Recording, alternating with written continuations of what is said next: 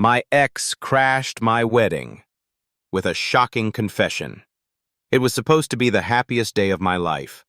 I was marrying the woman I loved in front of everyone I cared about. The music had just started playing.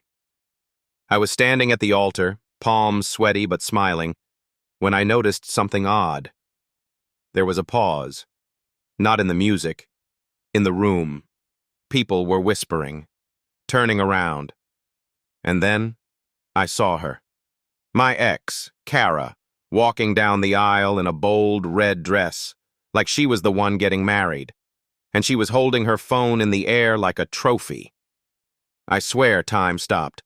My bride, Natalie, hadn't even reached the altar yet.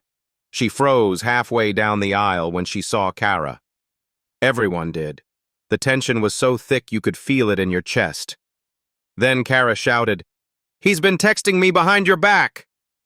Gasps, a few murmurs. I didn't move. Kara walked closer, scrolling through her phone and reading out loud, "I miss you. I still think about that night. She'll never know." She flipped the phone around for everyone to see. I was in shock. My mouth opened, but nothing came out. Natalie looked at me. Not angry, just betrayed.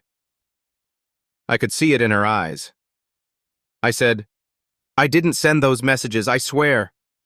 But now everyone was staring at me, like I had just confessed to murder. The officiant tried to intervene, asking Kara to leave. She refused.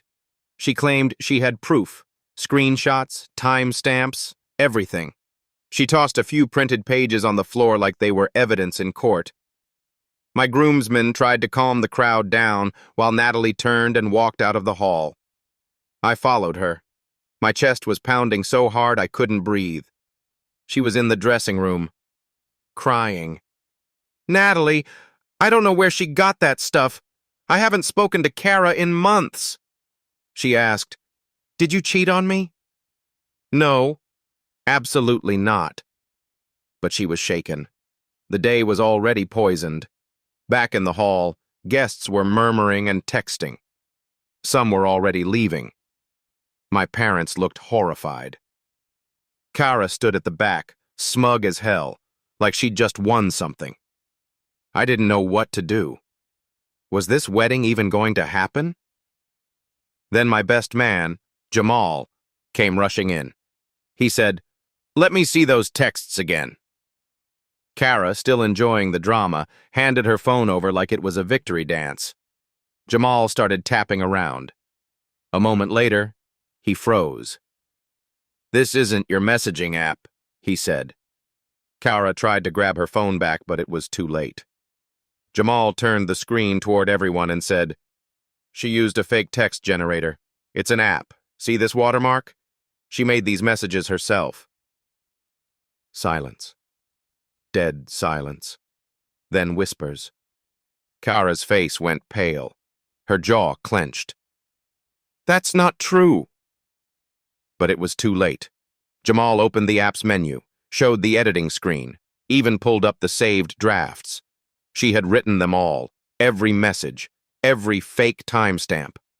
I was stunned, furious, but most of all, hurt. What kind of person does that? On someone's wedding day? Kara stormed out, yelling that we were all liars. She knocked over a glass vase on her way out. Natalie reappeared, still shaken but watching it all unfold. "She faked it?" she asked Jamal quietly. He nodded. I said, "I swear I've never even looked at her since we broke up." Natalie looked at me for a long second. Then, unbelievably, she laughed. Not because it was funny, because she realized she'd almost let a lie destroy everything. We didn't go through with the wedding that day. Too much had happened. Too much trauma in just a few hours. But Natalie stayed with me. And that's when things got even weirder. A week later, Jamal called me. He said he did some digging. Turns out Kara didn't act alone. She had a new boyfriend. And not just anyone. A guy who used to date Natalie. Apparently, he'd never gotten over her. And when he found out we were getting married, he connected with Kara on social media. They came up with this insane plan together to break us up. They crafted fake messages, timed them perfectly. They even stalked us online to make the messages seem legit. I showed Natalie. She was disgusted, not just at her ex, but at herself, for ever doubting me. But the real kicker? A month later, both Kara and Natalie's ex posted photos together on Instagram, smiling, with the caption, "They never saw it coming." We laughed at how stupid it all was, but part of me was still angry. That kind of betrayal cuts deep. Natalie and I decided not to rush back into wedding plans. We traveled instead, cleared our heads. Then, 6 months later, I proposed again, quietly. Just the two of us, on a hilltop in Italy. She said yes. No drama, no fake texts, no exes in red dresses. Just us. And a wedding day we could finally enjoy, with no unexpected guests. Or so we thought. Because just after we said, "I do," the photographer called us over. "Hey," he said, "you might want to see this." He pointed to the corner of a group photo. In the crowd, a woman in a red dress looking straight into the lens,